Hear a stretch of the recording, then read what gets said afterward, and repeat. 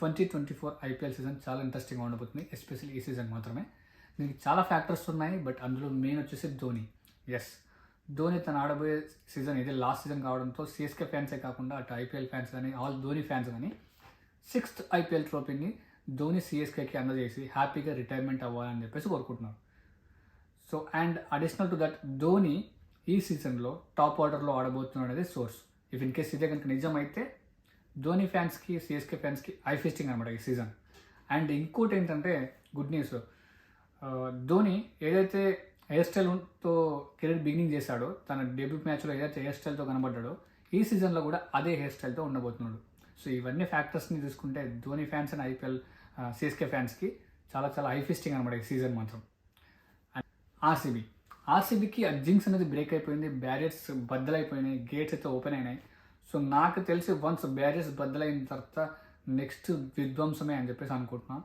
మళ్ళీ 2016లో ఎలా అయితే AB de Villiers and Virat Kohli వీరవిహారం చేశారో, సో 2024లో కూడా ఇది కేజీఎఫ్ ట్రియో అదే రేంజ్లో వస్తుందని చెప్పేసి నేనైతే అనుకుంటున్నాను. ఎందుకంటే చాలామంది అనొచ్చు ఉమెన్స్ టీమ్ కప్పు కొట్టింది బట్ మెన్స్ టీమ్ కొట్టలేదు కాబట్టి ప్రెజర్ ఎక్కువ ఉంటుంది అని చెప్పేసి అనుకోవచ్చు. బట్ ద ఫ్యాక్ట్ ఏంటంటే ఒక్కసారి నీకు ఆర్సీబీకి ట్రోఫీ ఉంది అని నీకు మైండ్లో రిజిస్టర్ అయితే ఇంకా నెక్స్ట్ నీకు విధ్వంసే ఉంటుంది అనమాట.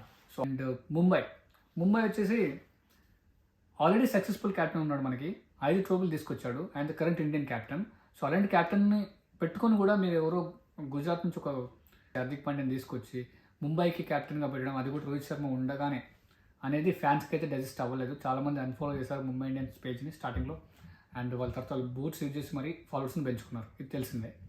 సో రీసెంట్గా మీకు నిన్న జరిగిన ప్రెస్ కాన్ఫరెన్స్లో కోచ్ అండ్ హార్దిక్ పాండ్యాకి రిపోర్టర్ స్ట్రైట్ క్వశ్చన్ వేశారు అనమాట.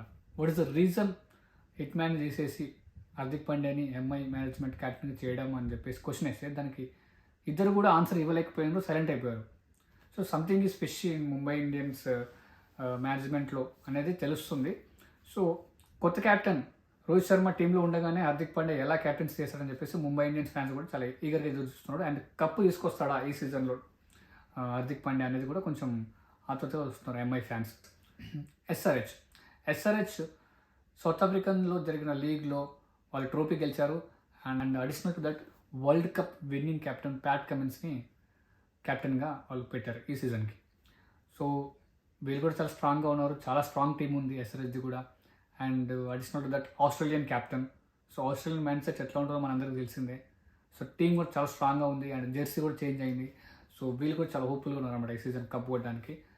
అండ్ ఢిల్లీలో 14 months తర్వాత రిషబ్ పంత్ కంబ్యాక్ ఇస్తున్నాడు ఈ సీజన్లో. సో వరల్డ్ కప్ కూడా ముందే ఉంది. సో రిషబ్ పంత్ నుంచి కూడా చాలా బీభత్సమైన బీస్ట్ లాంటి ఒక పర్ఫార్మెన్స్ అయితే రాబోతుందని చెప్పేసి అనుకుంటున్నాను నేనైతే. ఎందుకంటే 14 months గ్యాప్ తర్వాత ఆడబోతున్నాడు. సో ఢిల్లీ కూడా బాగా ఎగ్జైటింగ్ ఉంది, అండ్ డేవిడ్ వార్నర్ ఉన్నాడు ఢిల్లీలో. అండ్ రిమైనింగ్ టీమ్స్ అని నాకైతే పెద్దగా ఇంపాక్ట్ అయితే కనిపించట్లేదు. నా అనాలిసిస్ ప్రకారం ఒక 4 teams అయితే ఈ సీజన్లో కప్ కొట్టే ఛాన్స్ ఉంది. అవి ఏంటంటే CSK or RCB, and Delhi or SRH. So ఈ 4 teams కప్పు కొట్టే ఛాన్స్ అయితే ఉందని నేనైతే అనుకుంటున్నాను. హోప్ఫుల్లీ ఎలాగో సిఎస్కేకి ఎస్ఆర్హెచ్కి కప్ అయితే ఉంది కాబట్టి ఆర్సీబీ అండ్ ఢిల్లీ ఫైనల్కి వెళ్ళి యాజ్ ఇట్ ఈజ్ మన ఉమెన్స్ క్రికెట్ టీంలో ఏదైతే జరిగిందో అదే రిపీట్ కావాలని చెప్పేసి నేను కోరుకుంటున్నాను. Thank you.